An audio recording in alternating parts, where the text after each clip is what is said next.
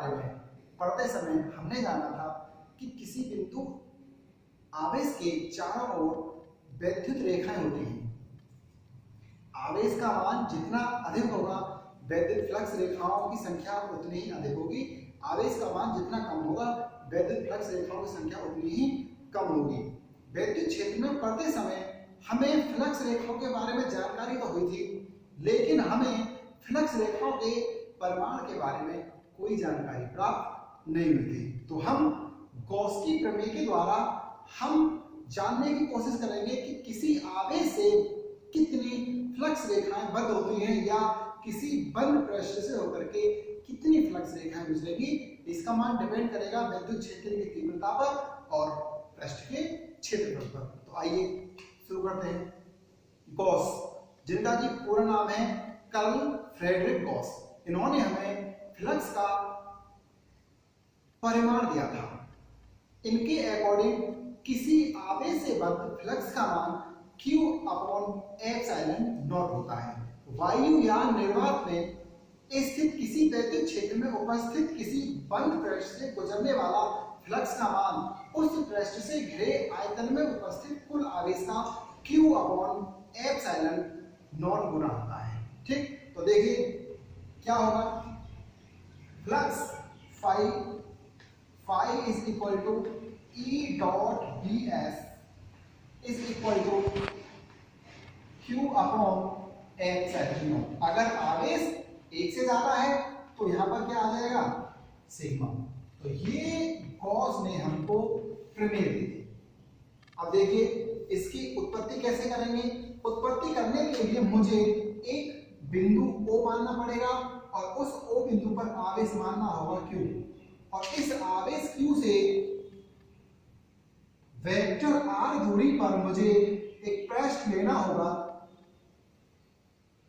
जिसके क्षेत्रफल का मान कितना होगा, जिसके क्षेत्रफल का मान होगा ds। और विद्युत क्षेत्र की डायरेक्शन आप सभी को पता ही है कि प्लस आवेश से बाहर की ओर होती है। इसके द्वारा जो कोण बनेगा d ओमेगा, हम इस पर पहले से ही प्रकाश डाल चुके हैं, अर्थात ये आपकी समझ में आ चुका है। ये कितना d ओमेगा। अब इस क्षेत्रफल का फ्लक्स निकाल करके मुझे पूरे सरफेस का, जितना भी इसका पूरा सरफेस होगा, मैं उसका फ्लक्स निकालने की कोशिश करूंगा। और पूरा मान लीजिए इस तरह से है। ये आकृति कैसी भी हो सकती है, लेकिन मुझे कैसी माननी होगी, मैं आकृति मानूंगा गोल। ठीक बेटा, यहां तक बात आई समझ में। अब देखिए इसका क्षेत्रफल कितना, ds, तो ds की डायरेक्शन भी क्षेत्रफल के लंबवत होती है, तो ds की भी डायरेक्शन यही होगी जो डायरेक्शन E की है। तो मैं ज्यादा गहराई में न जाते हुए मैं इस ds से कितना फ्लक्स गुजरेगा ये जानने की कोशिश करूंगा। तो आपको लिखना होगा वैद्युत क्षेत्र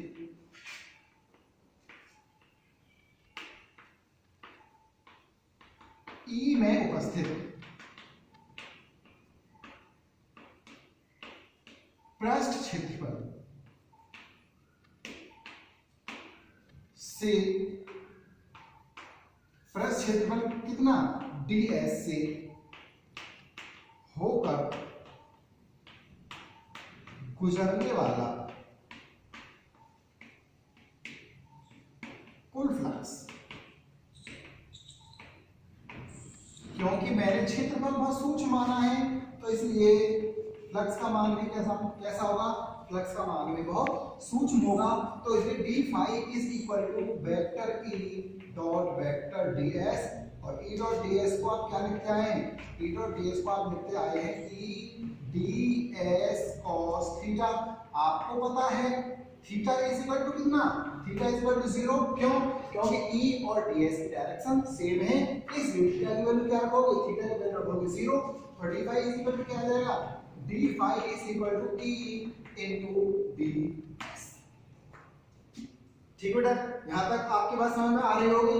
अब इसके बाद d phi is equal to E E का फॉर्मूला आपको बताइए, ई का फॉर्मूला क्या होता है? ई का फॉर्मूला बिंदु आवेश के लिए 1/4 पाई एप्सिलॉन नॉट इनटू आवेश कितना है?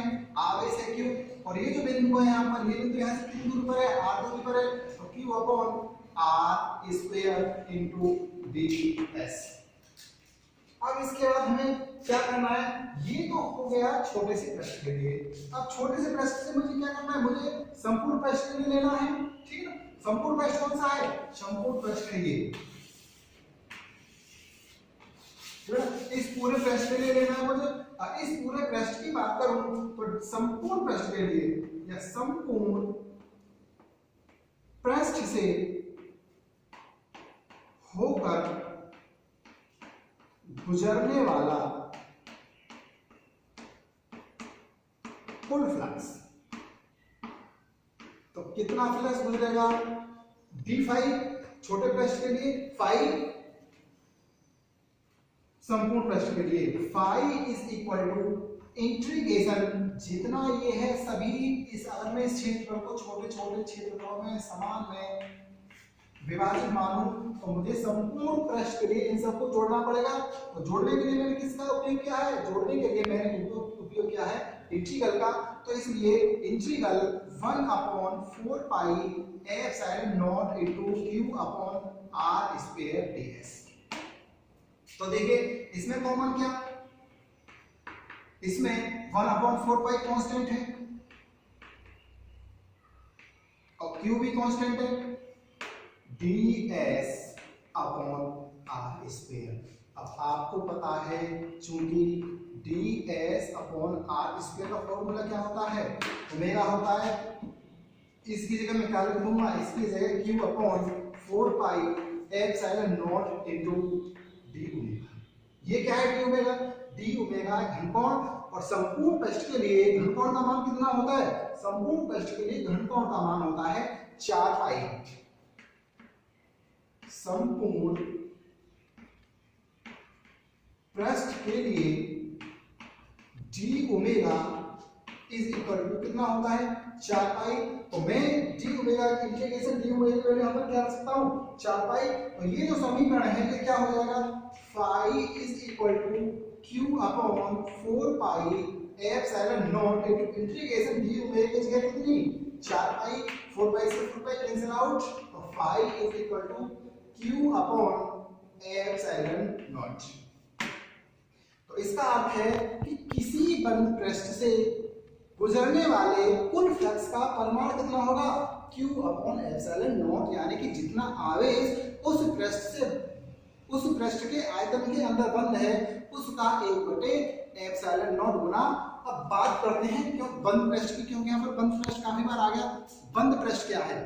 बंद पृष्ठ है किसी माध्यम के आयतन को घेरने वाले पृष्ठ को ही क्या कहते हैं? बंद पृष्ठ कहते हैं। बंद पृष्ठ हो सकता है इसका नाम, या फिर गॉसियन पृष्ठ भी हो सकता है, यानी कि जो क्लोज्ड हो उसे हम क्या कहेंगे? उसे ही बंद पृष्ठ कहेंगे या फिर गॉसियन पृष्ठ कहेंगे। अब यहाँ पर q upon epsilon not her बंद पृष्ठ के लिए सटीक है, चाहे वो बंद पृष्ठ गोलाकार भी हो सकता है, घनाकार भी हो सकता है, घनाकार भी हो सकता है, या फिर और टेढ़ा मेढ़ा कैसा भी हो सकता है। थी गॉस की प्रमेय की उस शर्त के लिए जब केवल माध्यम में केवल एक आवेश उपस्थित होगा। क्या होगा अगर किसी माध्यम में एक से अधिक आवेश उपस्थित हो? तो गॉस की प्रमेय का फॉर्मूला क्या होगा ये हम जानने की कोशिश करेंगे इस आर्टिकल में। मान लीजिए मेरे पास एक निकाय है, कैसा भी निकाय हो सकता है, और उस निकाय में बहुत सारे आवेश हैं।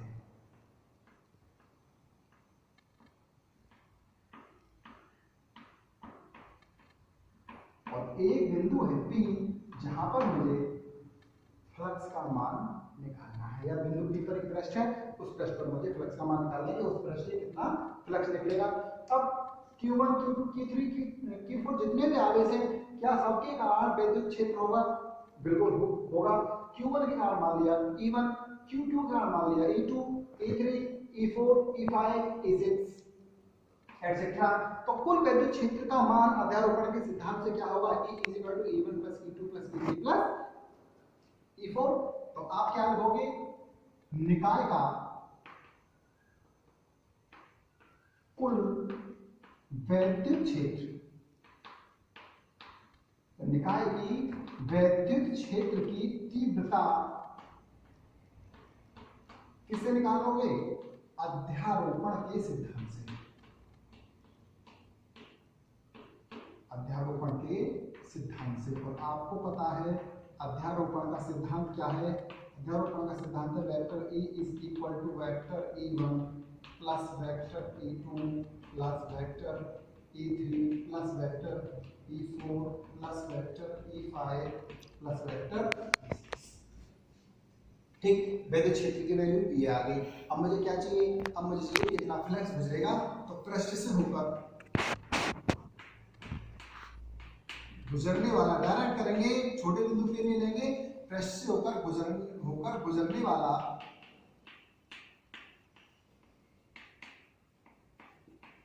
कुल फ्लक्स क्या फॉर्मूला होगा, phi is equal to A dot ds। इसका क्षेत्रफल कितना, इसका क्षेत्रफल ds मान लिया। तो फाई इज इक्वल टू ई का मान रखो, ई का मान क्या है, E1 plus E2 plus E3 plus E4 plus E5 plus E6।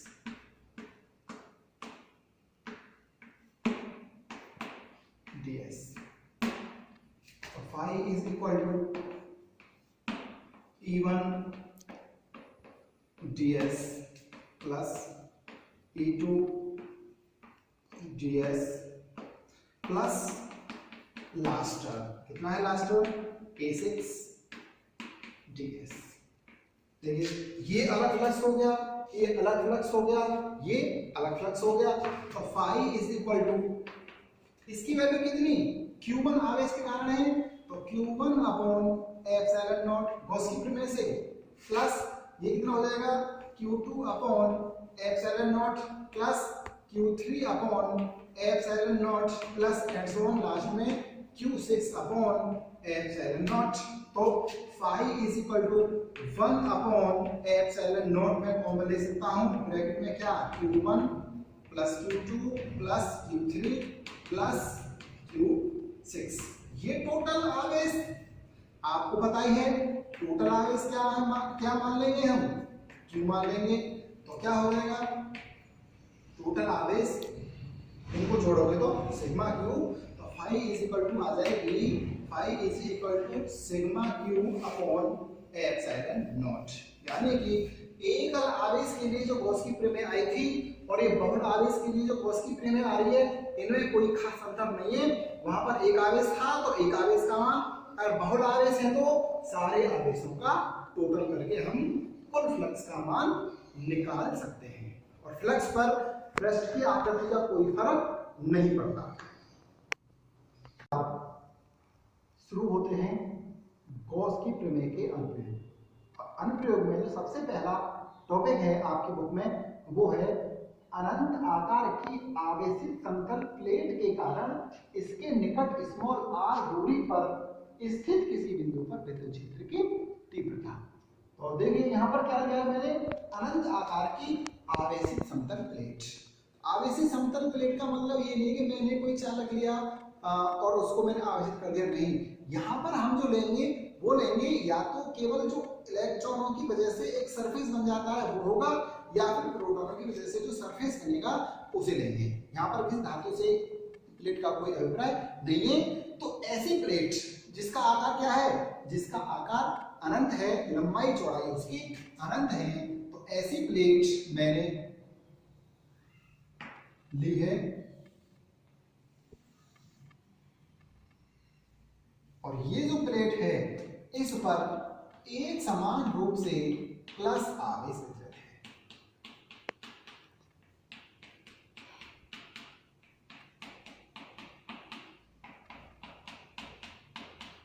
अब ये जो प्लेट है इस प्लेट के देखना जरा, मान लीजिए इसी तरीके से मैंने कोई सरफेस लिया है, तो इस सरफेस के कितने पृष्ठ हैं, देखो एक पृष्ठ ये रहा और एक पृष्ठ ये रहा, ये एक पृष्ठ है और ये एक तल है और इस तल के कितने पृष्ठ हो गए, दो पृष्ठ हो गए, पहला और दूसरा। इसी प्रकार से सेम इसके भी दो पृष्ठ हैं, एक जो आपके सामने है और एक जो आपके सामने नहीं है, यानी कि इस पृष्ठ के लिए पीछे, जैसे मेरे हाथ ये पृष्ठ और इसके पीछे ये वाला पृष्ठ, ठीक है ना। तो इस चालक के निकट इसमभार दूरी पर मुझे कोई बिंदु लेना है। मान लीजिए मैं यहाँ ये बिंदु ले लूं, चादर के एक तरफ तो एक बिंदु, क्या बिल्कुल ऐसा ही सेम बिंदु चादर के इस तरफ होगा, सेम दूरी पर। जितनी विद्युत क्षेत्र की तीव्रता इस बिंदु पर होगी उतनी ही विद्युत क्षेत्र की तीव्रता इस बिंदु पर होगी। तो इसलिए चादर के निकट मुझे दोनों तरफ कितने बिंदु मानने पड़ेंगे, दो बिंदु मानने पड़ेंगे, एक मानेंगे P और एक मानेंगे P डैश। वहां पर विद्युत क्षेत्र की तीव्रता का मान सेम होगा क्योंकि ये प्लेट से समान दूरी पर है। तो इन दो बिंदुओं पर विद्युत क्षेत्र की तीव्रता निकालने के लिए मैं एक बंद पृष्ठ की कल्पना करूंगा। बंद पृष्ठ आप कैसा भी ले सकते हैं, घनाकार ले सकते हैं, बेलनाकार ले सकते हैं, ठीक है। तो यहाँ मैं बेलनाकार पृष्ठ लेने वाला हूँ, तो इसलिए मैंने इस चादर के एक निश्चित भाग में एक बेलनाकार पृष्ठ की कल्पना की।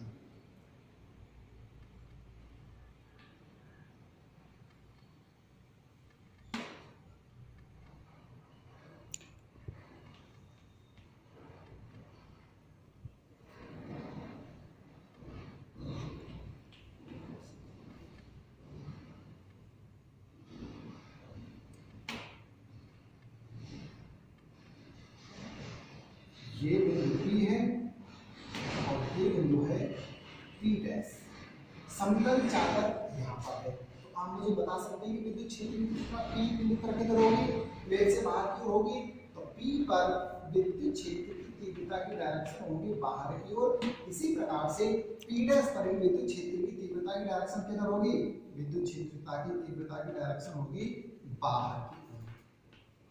अब देखिए जरा, मैं इस पृष्ठ की बात कर रहा हूँ, ये जो आपको पृष्ठ दिखाई दे रहा है डैश डैश डैश डैश में, इस पृष्ठ की बात कर रहा हूँ। इसका जो क्षेत्रफल सदिश होगा उसकी डायरेक्शन किधर होगी, उसकी डायरेक्शन भी तो बाहर की होगी। तो इसलिए E की डायरेक्शन और पृष्ठ क्षेत्रफल सदिश जो है उसकी डायरेक्शन भी E की डायरेक्शन में होगी।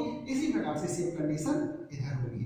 अब इस बेलन के कितने पृष्ठ हैं, दो पृष्ठ तो आपको दिखाई दे रहे हैं, पहला पृष्ठ और दूसरा पृष्ठ। इसके अलावा एक तीसरा और पृष्ठ है जो इस तरह से होगा, ठीक है। इस पृष्ठ में E की डायरेक्शन इस तरीके से होगी और डेल्टा S कहाँ होगा, डेल्टा S होगा पृष्ठ के लंबवत। मान लीजिए इस तरीके से ये कोई बेलन है और इस बेलन का एक पृष्ठ ये रहा जो ये हमने DS माना है और दूसरा पृष्ठ ये रहा और एक तीसरा पृष्ठ ये है। तो इस पर जो क्षेत्रफल सदिश की डायरेक्शन होगी वो क्या होगी, क्षेत्रफल सदिश की डायरेक्शन होगी बाहर की ओर ऐसे। अगर मैं इसको ऐसे रखूं तो इस पर क्षेत्रफल सदिश की डायरेक्शन क्या हो जाएगी, लंबवत बाहर की ओर होगी, ऐसे ऐसे ऐसे ऐसे, ठीक। तो मुझे DS की डायरेक्शन इस पर ऐसे दिखानी पड़ेगी, लंबवत बाहर की ओर। और E की डायरेक्शन क्या है, E की डायरेक्शन यहाँ पर है। आपको साफ साफ दिख रहा होगा कि जो वृत्ताकार भाग है बेलन का उसमें थीटा का मान कितना है, 90 डिग्री। तो मैं इसके लिए फ्लक्स निकालूंगा, इसके लिए फ्लक्स निकालूंगा और इसके लिए फ्लक्स निकालूंगा। तो मुझे क्या काउंट करना है, मुझे काउंट करना है फ्लक्स। तो आपको लिखना है बेलन के संपूर्ण भाग से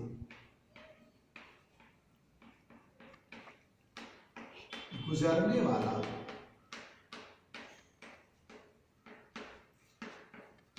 कुल फ्लक्स फाई मान लो। तो फाई इज इक्वल टू क्या होगा, फाई इज इक्वल टू होगा, इसके लिए मैं फाई 1 मान लूं, इसके लिए मैं फाई 2 मान लूं और इसके लिए मैं मान लूं फाई 3। तो phi is equal to phi 1 plus phi 2 plus phi 3। तो phi is equal to phi की वैल्यू, इसकी वैल्यू कितनी, E dot ds plus vector E dot ds plus vector E dot ds। अब phi is equal to E ds cos theta.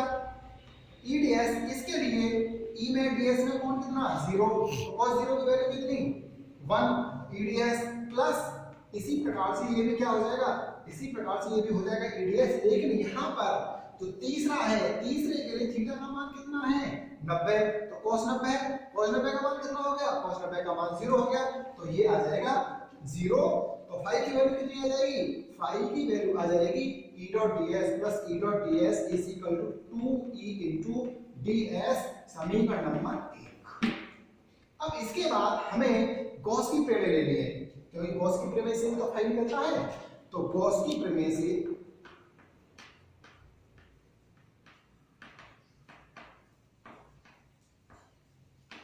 Gauss की प्रमेय से क्या हो जाएगा, गॉस की प्रमेय से होता है phi is equal to q upon epsilon not, और आपने एक फॉर्मूला पढ़ा था sigma is equal to q upon a।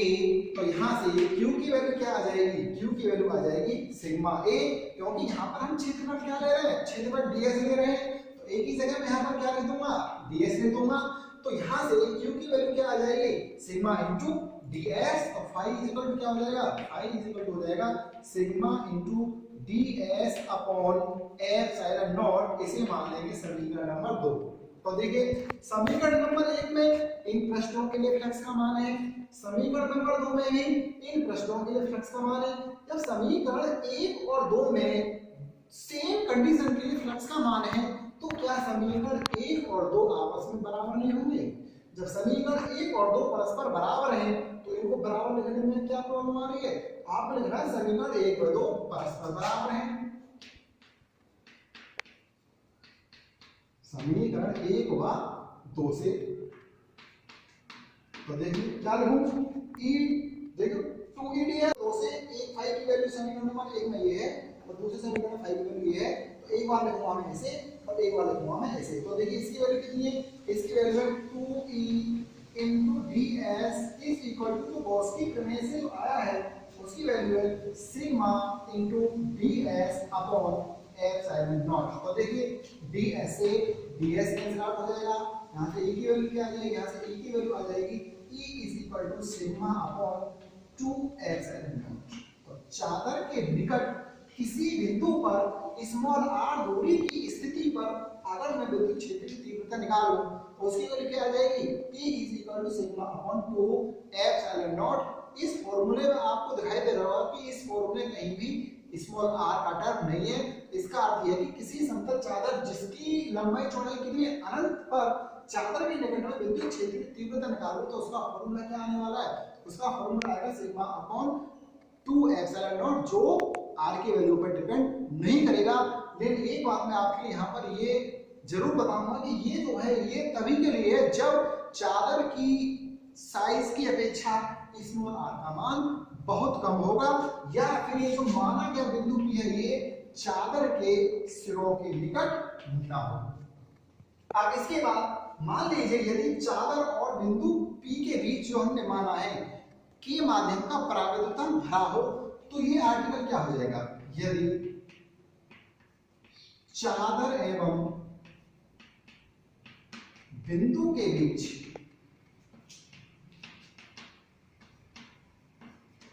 के माध्यम का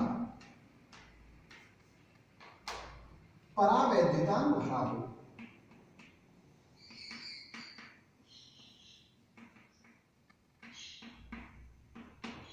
तो E इज इक्वल टू क्या हो जाएगा, E इज इक्वल टू हो जाएगा sigma upon 2 epsilon not into, या E is equal to sigma upon 2k epsilon not. जैसा भी आपको याद करने में आसानी हो इस तरीके से आप इस फॉर्मूले को लिखेंगे। उम्मीद है गॉस की प्रमेय और उसका एक अनुप्रयोग आपकी समझ में बखूबी आ गया होगा।